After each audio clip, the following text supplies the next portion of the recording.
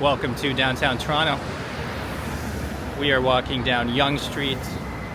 Just behind us was the famous Yonge Dundas Square. And in front of us is the subway station known as College. Just gonna be a short video showing you a few of the evening vibes here in downtown Toronto.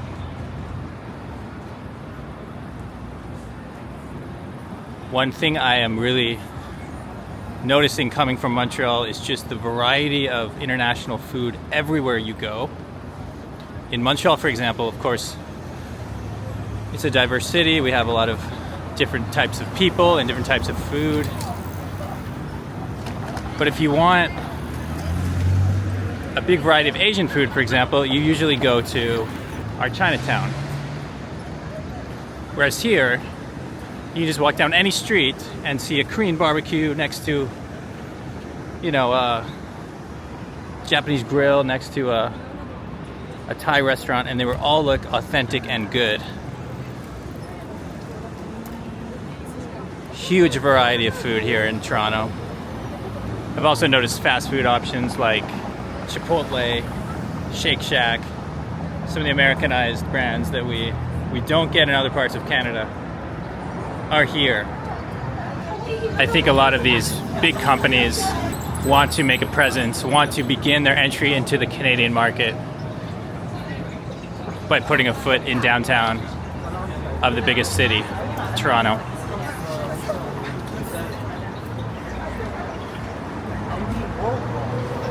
This scaffolding that we're walking through reminds me of my recent trip to New York City.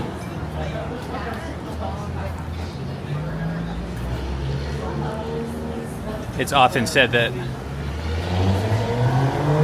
Toronto is Canada's New York City.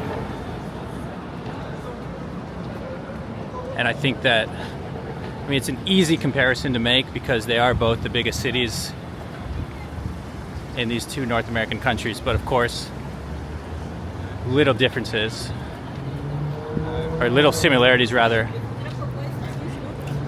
in the streetscape. Just the wide avenue here, the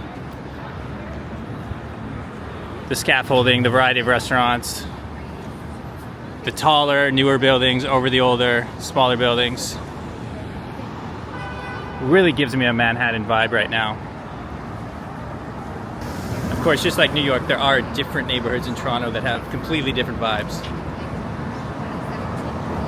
A lot of people will live in suburban areas that don't feel like downtown. But when you are downtown, you get some pretty interesting street vibes. Look at that nice red brick building, towered by a new skyscraper. That to me is kind of the iconic face of Toronto here in 2024. Straight ahead you can see one or two different buildings under construction. Everywhere you look, there seems to be a huge new building under construction.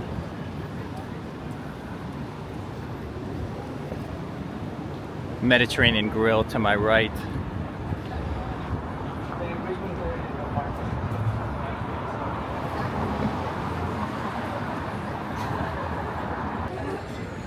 Oh yeah, damn, we're getting Jabba here. Jabba Dog's coming. Yeah. Wow. Oh, it's already open. It's on Front and Spadina. So I guess this is their second page. A little taste of Vancouver, the famous... It's from Vancouver, right? Yeah. Famous Japanese style hot dog. Wow.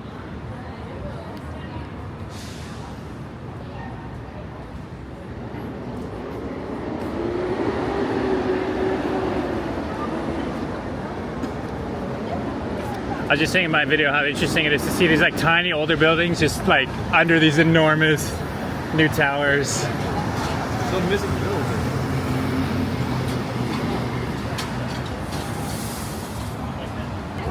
Just a short little video tonight giving you a little taste of the city.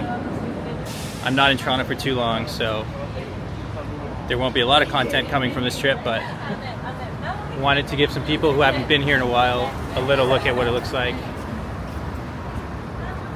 I know people like my dad who visited Toronto a long time ago. You know, if you saw it back in the 80s or 90s, you might be surprised by how quickly it's changing, how quickly it's growing.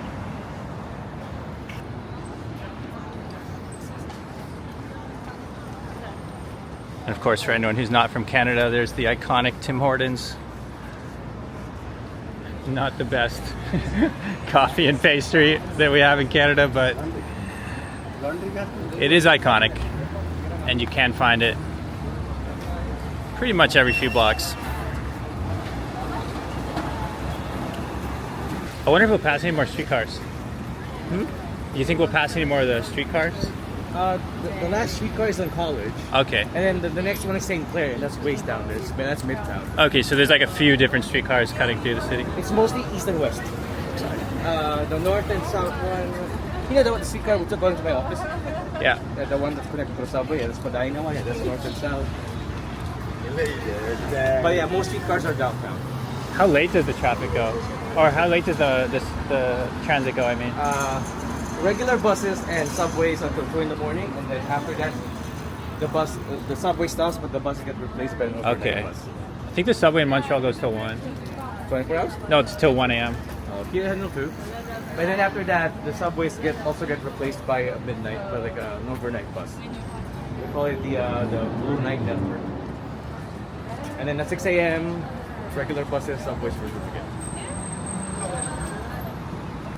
By the way, for anyone visiting Canada in the summertime, you might be surprised how hot and humid it can get.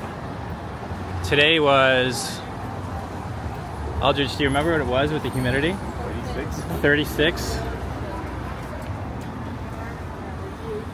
Temperatures that usually I associate with Southeast Asia, but we have it here in Canada. Sometimes it's hotter in Southeast Asia. So we famously get very cold in the winter, but don't underestimate the summer heat if you are visiting.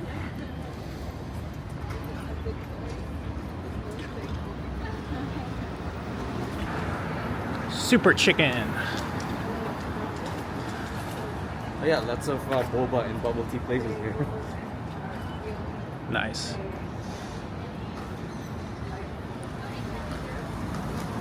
Well, our walk is going to continue. Hope you guys have enjoyed this little look at downtown Toronto on a summer night. If you have any neighborhoods you recommend people to visit, leave a comment, let me know.